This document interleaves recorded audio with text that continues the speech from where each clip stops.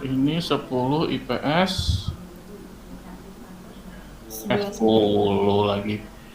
11 IPS 2. Iya, sebentar. Saya absen dulu. Yang pertama Alia Hai, ada? Hadir, Pak. Oke.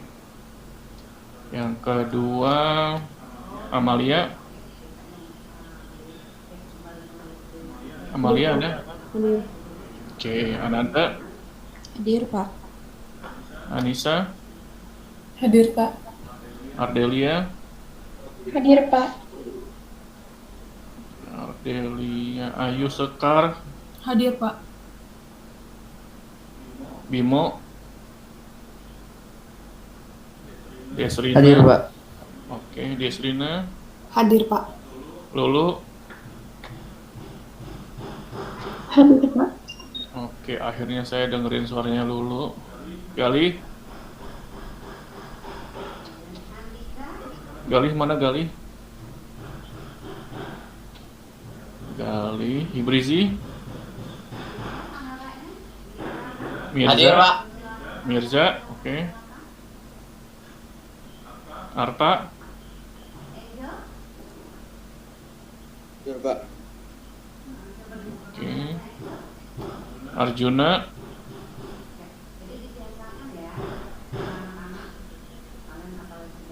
Natasha, Hadir, Pak.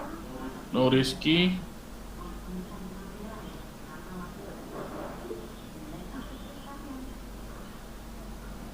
oke, Arjuna, Nuriski, Putri, Hadir, Pak. Raka, Risvera, Hadir, Pak. Rian, Hadir, Pak. Safia, Saki, Hadir. Sakila, Hadir, Pak. Taskia, Hadir. Fido,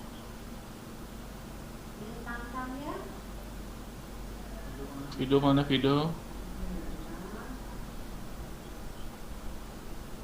Pak, kata kamera video dinyala, Pak. Tak dulu. Oke, Fido, Zara, Zelika. Siapa yang belum dipanggil? Jelita hadir, Pak. Oke.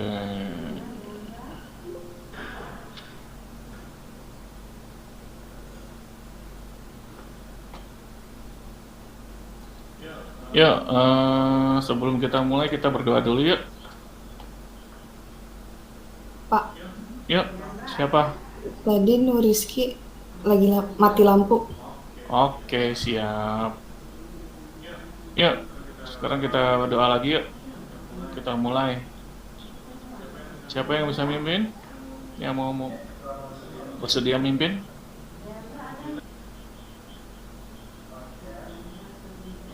Oh, ya udah, Ibrizi, ayo, pimpin doa. Be ready. Let's pray together. Pray begin. A'udzu billahi minasyaitonir rajim. Bismillahirrahmanirrahim. Asyhadu an la ilaha illallah wa asyhadu anna Muhammadar rasulullah. Allah wa bil islami wa bi Muhammadin nabiyya wa rasulah. Rabbi zidni ilma warzuqni fahma. Amin ya rabbal alamin. Oke, yuk. Ada gambarnya? Udah ya? Ya, kalian lihat dulu video berikut ini, nanti kita bahas masing-masing ya. Berdampak pada ekonomi. Kenapa pandemi bisa berdampak pada ekonomi? kamu dengar kata pandemi, apa sih yang ada di pikiran kamu? Film. Memang ada banyak film yang pernah mengangkat tema tentang pandemi. Biasanya di film itu diceritain adanya wabah penyakit yang menyebar dengan sangat cepat dan menginfeksi hampir seluruh penduduk di bumi. Kalau dari arti katanya sendiri sih, pandemi itu adalah situasi di mana adanya penyebaran penyakit di wilayah yang luas. Nah, luas ini kamu jangan ngebayanginnya seluas ukuran lapangan bola aja ya. Ini tuh lebih luas lagi. Cakupannya seluruh dunia. Terus kok pas ada penyebaran penyakit di wilayah yang luas, katanya bisa ngaruh ke perekonomian? Bener nggak sih? Nah, sekarang coba kamu bayangin. Kalau dalam satu hari, setiap satu orang aja bisa nularin 2 temennya, dalam 30 hari ke depan, bisa ada sekitar 1 miliar orang yang tertular. Ini tuh penyebarannya eksponensial ya. Kebayangkan bahayanya? Dalam kondisi kayak gitu, bakalan banyak efek samping yang muncul. Pertama, orang-orang jadi takut bepergian. Kalau kamu ada di situasi pandemi, apa kamu masih bisa santai-santai aja pergi ke pusat keramaian? Masyarakat yang sadar sama kesehatan tentu lebih milih gak ketemu sama banyak orang. Belum lagi, pas nanti ada peraturan dari pemerintah tentang pembatasan sosial. Berkurangnya jumlah orang yang keluar rumah udah pasti bakal ngurangin jumlah jual beli yang biasanya ada di pusat perbelanjaan, rumah makan, dan tempat wisata. Akibatnya, para pemilik toko pemasukannya berkurang, merugi, bahkan bisa bangkrut. Kedua, aktivitas bisnis melambat. Andaikan kamu punya restoran ayam goreng, ketika dagangan kamu gak laku, otomatis kamu pasti bakal ngurangin pesanan kamu ke supplier ayam. Dan supplier juga akan ngurangin pesanannya ke peternak. Nah, ini artinya yang pemasukannya berkurang gak cuma kamu doang. Dan bisa jadi, bisa merembet kemana-mana. Kayak ke supplier makanan ayam, ke bisnis transportasi pengangkutan ayam, dan lain-lain. Itu tadi baru satu contoh dari industri makanan aja loh. Masih banyak industri lainnya yang juga kena pengaruh. Ketiga, investasi ikutan melambat. Kalau kamu mau minjemin uang ke teman kamu yang punya usaha, udah pasti kamu berharap dia untung dong. Tapi, di kondisi aktivitas bisnis yang melambat, jumlah penjualannya jadi berkurang. Dan, resiko merugi pun jadi lebih besar. Akibatnya, jadi banyak investor yang takut ikutan rugi kalau mereka minjemin uangnya ke pengusaha. Jadinya, investasi juga ikutan melambat. Nah, gimana teman-teman? Semoga penjelasan super sederhana tentang efek samping pandemi ini terhadap ekonomi bermanfaat ya. Dan semoga pandemi yang sekarang terjadi bisa cepat berlalu, serta perekonomian global bisa cepat kembali pulih. Terima kasih sudah nonton. Oke, yuk. Ya, jangan lupa ya, tetap nyalain kamera. Oke. Kira-kira pembahasan apa yang akan kita bahas hari ini? Setelah kalian melihat video pembelajaran tadi. Tentang apa ya?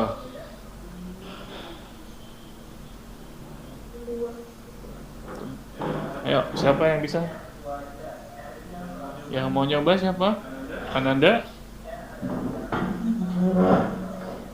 Amalia? Ayo dong. Yusrina? Ini nggak ada yang mau ngomong nih. Kira-kira kita bahas apa sih?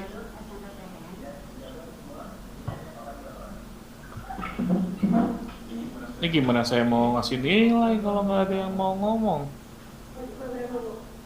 Bener nih, nggak ada nih.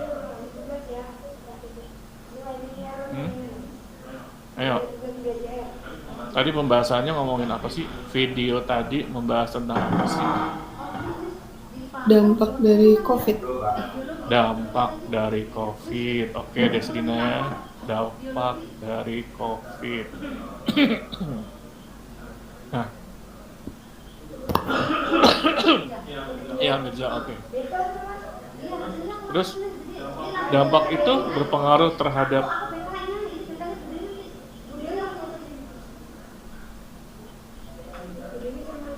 ya, dampak dari COVID itu terhadap apa sih? Apa saja sih? Perekonomian. Apakah hanya perekonomian? Tidak. Tidak. Kira-kira apa Mirza? Dampak sosialnya juga ada. Dampak sosialnya. Lalu apalagi kira-kira? Dampak sosial, ekonomi. Kalau perilaku gimana kalau perilaku kira-kira? Bisa jadi. Bisa jadi. Nah, dari video tadi berarti kan ada dampak-dampak dari yang namanya COVID-19. Nah, ini sesuai dengan materi kita, yaitu tentang dampak dari suatu perubahan sosial. Ya, kalian itu kan sudah pasti itu selalu mengalami namanya perubahan sosial.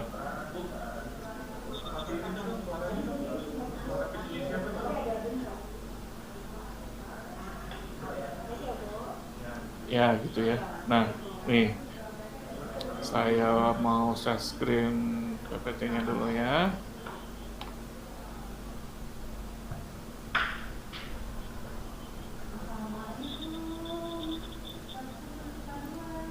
Oke, di situ kalian bisa lihat tuh perubahan sosial. Ya, perubahan dalam masyarakat. Kita bahas mengenai faktor penyebab perubahan sosialnya, faktor pendorong dan penghambat. Lalu ada agen dan teori perubahan. Tapi yang akan kita tekankan adalah faktor penyebab, pendorong, dan faktor penghambat perubahan sosial.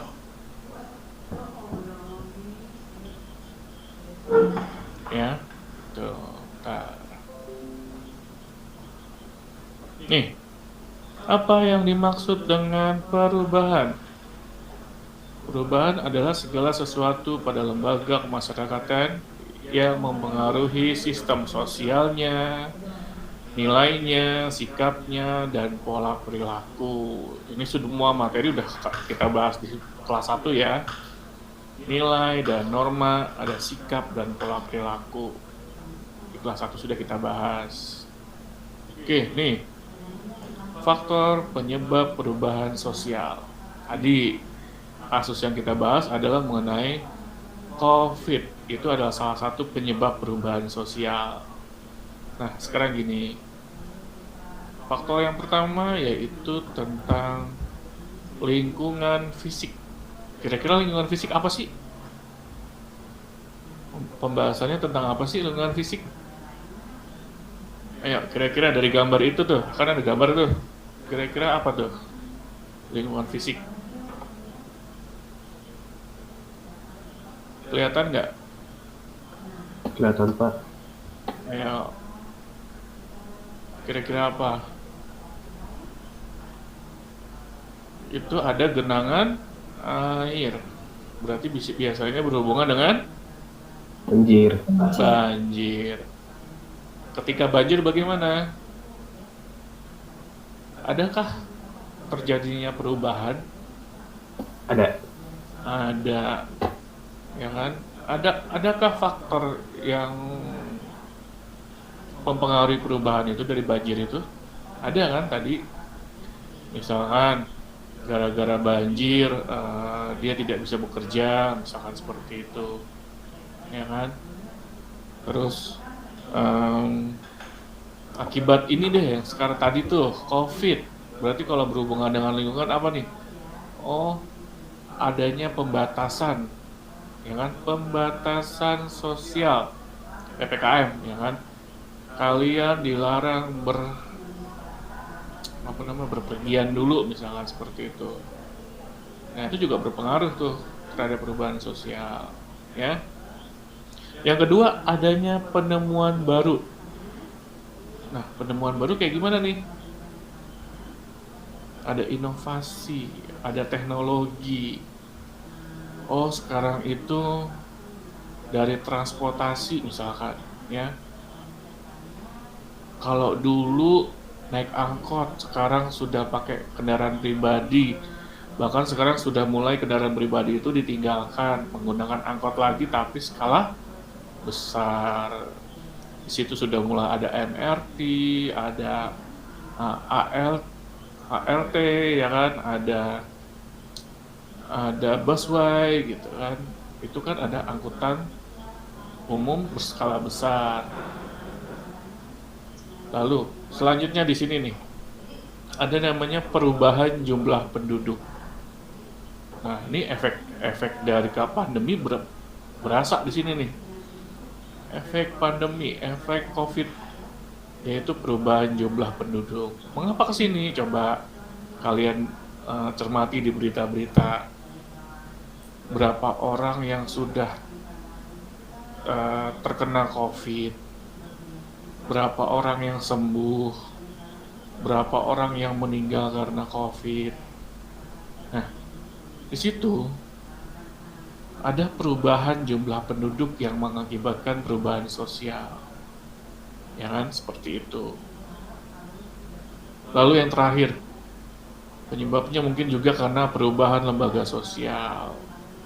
Kalau dulu sebelum ada KPK itu yang namanya korupsi itu sulit untuk diberantas. Tapi setelah ada KPK, korupsi itu memang masih ada, tapi sudah diminimalisasikan, ya kan? Sudah berkurang, ya seperti itu. Nah, dari faktor-faktor penyebab ini terjadilah perubahan sosial. COVID, gara-gara COVID, kamu berubah. Yang dulunya kita belajarnya tatap muka, sekarang nggak bisa, harus pakai daring, ya kan? Yang dulunya kamu bisa main dengan bebas, bermain sama temen-temen, sekarang nggak bisa, seperti itu, ya kan? Lalu cara berkomunikasinya sekarang berubah, budayanya berubah, ya kan? Nih, saya contohkan nih ya.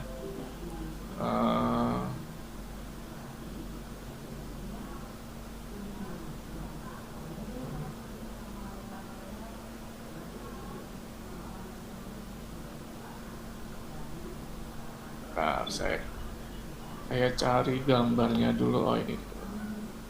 Nih. Kalian itu pasti akan mengalami seperti ini. Bentar. Oh, nggak bisa di sini ya. Di sini bisa nggak? Oke, sini.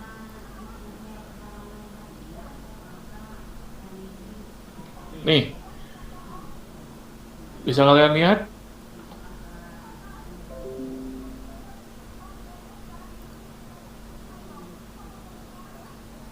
Oke, gitu ya kelihatannya. Nih, perubahan kebiasaan masyarakat Indonesia selama pandemi, ya kan? Kalian merasakan nggak yang namanya sekarang sering berbelanja online? Lalu ada suka berbagi. Nah, ini kebiasaan-kebiasaannya. Contoh nih. 1.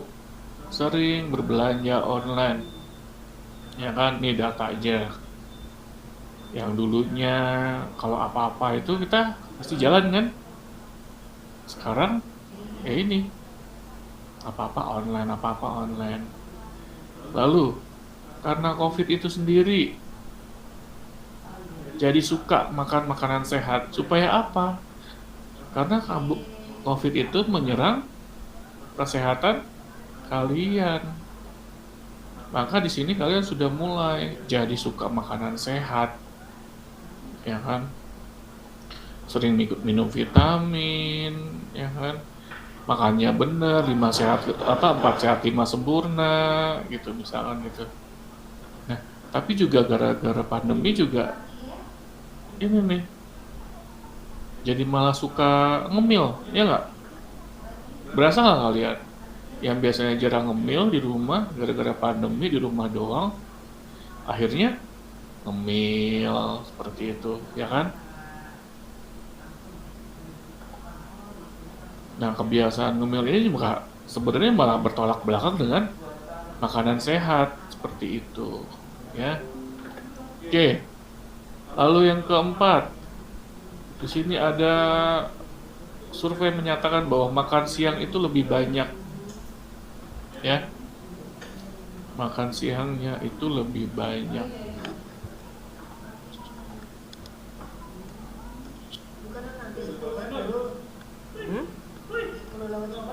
Enggak, ngecek doang untuk anak. Bukan. Ya. Kata. Makan siang lebih banyak. Jadi kalian tuh pasti kalau udah siang itu pasti makannya banyak. Dari makanan berat, cemilan-cemilan, minumnya juga gitu kan. Nah, yang terakhir nih, kalian suka berbagi. Di sini ada nggak yang sering berbagi di sini nih? Yang suka berbagi makanan ke temennya atau ke tetangganya, ya? Karena merasakan, oh misalkan tetangganya gara-gara COVID ini pendapatannya berkurang, ya kan? Jadi susah makan, ya kan? Nah, itu akibat dari COVID-19 yang mata pencariannya berkurang seperti itu.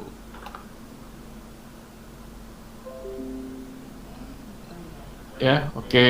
Itu mengenai sekarang kita balik lagi ke materi. Oke, selanjutnya. Perubahan itu juga bisa karena adanya masuknya kebudayaan dari luar. Ya. Masuknya kebudayaan dari luar. Seperti apa sih? Jadi kayak ada percampuran. Siapa yang di sini yang masih suka nonton drama Korea? Siapa yang suka nonton Jepang? Atau biasanya Saya. ya, kalau Mirja apa nih Mir? Jepang? Iya. Nonton anime? Iya. Nah, ya kan mirip biasanya laki-laki tuh ke anime, tapi kalau perempuan itu biasanya ke drama Korea misalkan gitu ya. Nah, kira-kira kalian terbawa nggak? Terbawa suasananya nggak? Nah, pasti terbawa kan? Nah, kalau sudah terbawa itu berarti ada masuknya kebudayaan dari luar.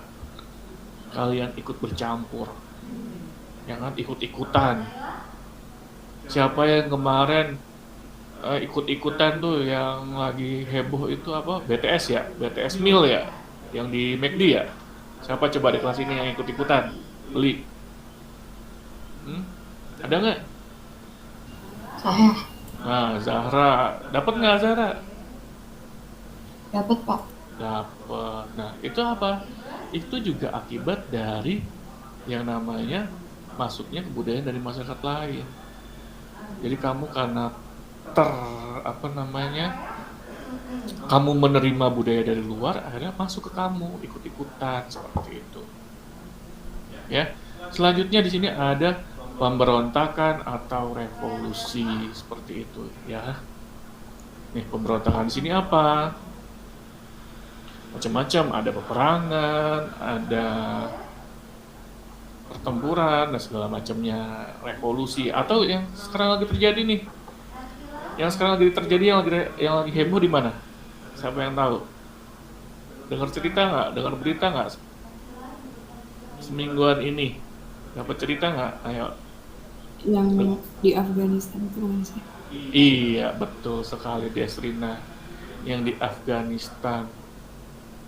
ketika pemberontak itu menguasai negara Afghanistan, ibu kotanya langsung malah ya kan, hingga kepala negaranya keluar dari negaranya sendiri.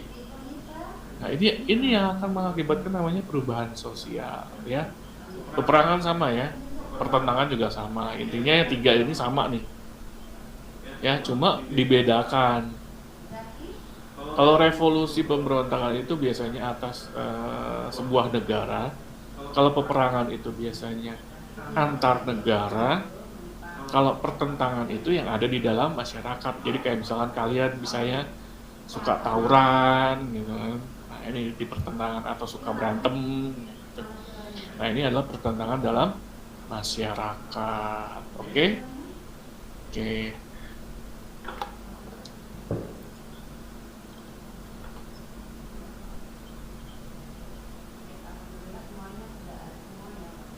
Oke, yang selanjutnya faktor pendorongnya.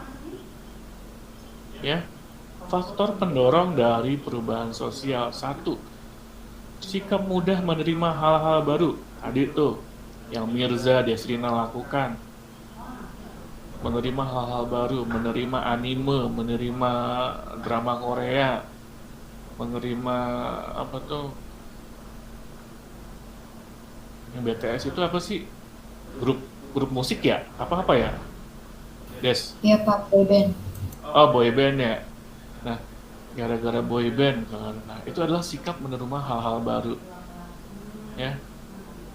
Dan sama kontak dengan kebudayaan luar. Bisa juga di sini sikap menghargai karya orang lain dan keinginan untuk maju. Nah, kalau yang poin nomor 2, orientasi pada masa depan, berarti apa? Berhubungan dengan teknologi. Oke? Oke. Sama dengan yang terakhir, majunya sistem pendidikan. Nih, saya contohkan. Karena COVID, sekarang sudah berapa banyak jenis yang namanya vaksin. Coba siapa bisa sebutin satu-satu nggak? Vaksin itu sekarang vaksinnya ada apa aja? Moderna, Pfizer, Sputnik, terus Sinovac, apalagi tadi Safia, AstraZeneca. iya Astra, apalagi wah, ya. Nah itu baru yang kalian tahu tuh. Sebenarnya masih ada lagi, tapi tidak masuk di Indonesia. Seperti kayak misalkan apa sih, saya lupa namanya, depannya F, lupa tuh saya, ada tuh yang dari luar negeri itu, tapi hanya dipakai di luar negeri, yang sampai viral tuh, saya sudah vaksin di luar negeri pakai ini, mereknya ini, tapi nggak diterima di Indonesia. Ya, nah itu berasal dari mana? Itu berasal dari orientasi pada masa depan dan majunya sistem pendidikan, di mana di situ dia bereksperimen terhadap virus corona ini, diapain nih biar sembuh nih, biar punya kekebalan terhadap virus corona. Seperti itu, ya. Oke, selanjutnya. Nah, ini yang terakhir deh. Yaitu tentang penduduk yang heterogen. Ini tadi udah ya, orientasi masa depan, keinginan manusia untuk memberkahi kehidupannya,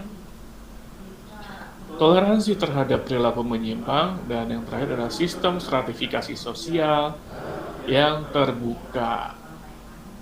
Nah, sistem stratifikasi sosial yang terbuka yang bagaimana? Masih ingat nggak? Bahwasanya ada kemungkinan standar hidupnya itu bisa naik, bisa turun. Ya, saya contohkan seperti ini. Akibat dari virus corona, pasti ada tuh perekonominya malah naik. Contoh, orang-orang yang berjualan alat kesehatan, ya kan? Contoh supplier makanan misalkan, ya kan? orang-orang yang berjualan online misalkan seperti itu bisa dikatakan sebagai dampak positifnya. Dampak negatifnya apa? Orang yang biasanya kerjanya di bidang jasa misalkan akhirnya hilang, mata pencahariannya hilang seperti itu. Nah kalau sudah mata pencahariannya hilang, berarti kan stratifikasinya turun kan? Nah seperti itu, ya. Selanjutnya,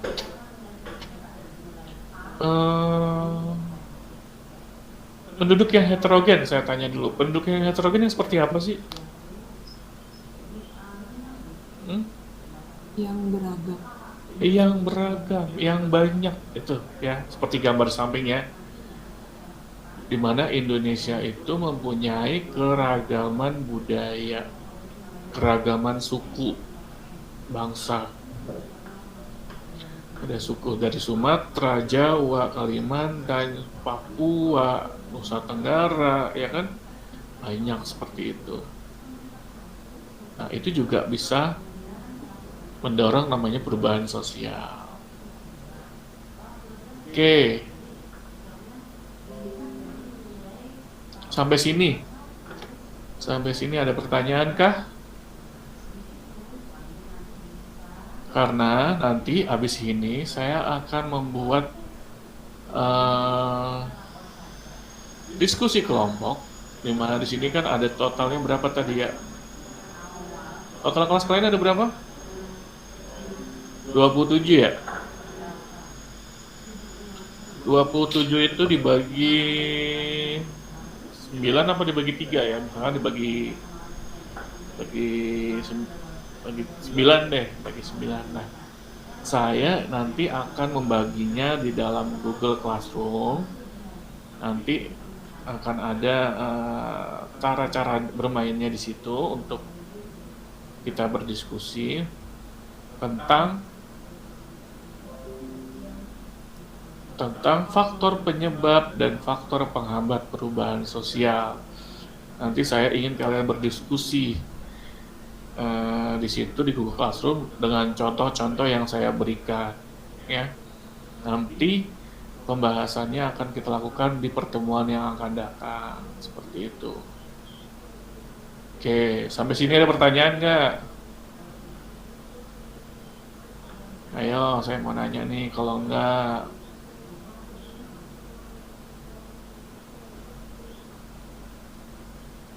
tentang perubahan sosial, faktor penyebab perubahan sosial, ya. Diingat-ingat di situ ada faktor perubahan lingkungan, penemuan baru, penambahan perubahan jumlah penduduk, perubahan lembaga sosial, ya, masuknya budaya lain, pemberontakan atau revolusi, peperangan, pertentangan. Lalu di situ ada faktor pendorongnya, ya. Di situ ada sikap mudah menerima hal baru. Di situ ada orientasi pada masa depan, kontak dengan kebudayaan lain, sikap menghargai karya orang, dan majunya sistem pendidikan. Selanjutnya apalagi? Oh, ada keinginan manusia untuk memperbaiki hidupnya. Adanya toleransi, adanya sistem stratifikasi. Ya. Oke, sampai situ materinya. Dan juga tadi saya sudah menjelaskan diskusinya apa nanti di Google Classroom, nanti saya akan bagikan linknya. Dan yang terakhir, materi yang akan kita bahas di pertemuan selanjutnya adalah tentang faktor penghambat perubahan sosial. Ya sudah. Ada pertanyaan nggak? Kalau tidak ada pertanyaan, saya minta tolong sama kalian untuk menyalakan kamera, habis itu kita tutup pertemuan hari ini. Ayo. Mungkin tadi siapa? Siapa tadi ya? Mirza, sekarang kamu coba untuk tutup pembelajaran hari ini. Di pelajaran saya. Untuk pelajaran hari ini, mari kita ucapkan baca doa, Pak. Iya, baca doa untuk pembelajaran saya aja. Oke. Untuk pelajaran sosiologi hari ini, mari kita berdoa. Auzubillahiminasyaitonirrajim. Bismillahirrahmanirrahim. Allahumma arinal haqqa haqqan warzuqna ittiba'ah wa arinal batila batilan warzuqna ijtinabah. Subhanallah. Allahumma Oke lah kalau begitu. Terima kasih. Assalamualaikum. Waalaikumsalam. Waalaikumsalam.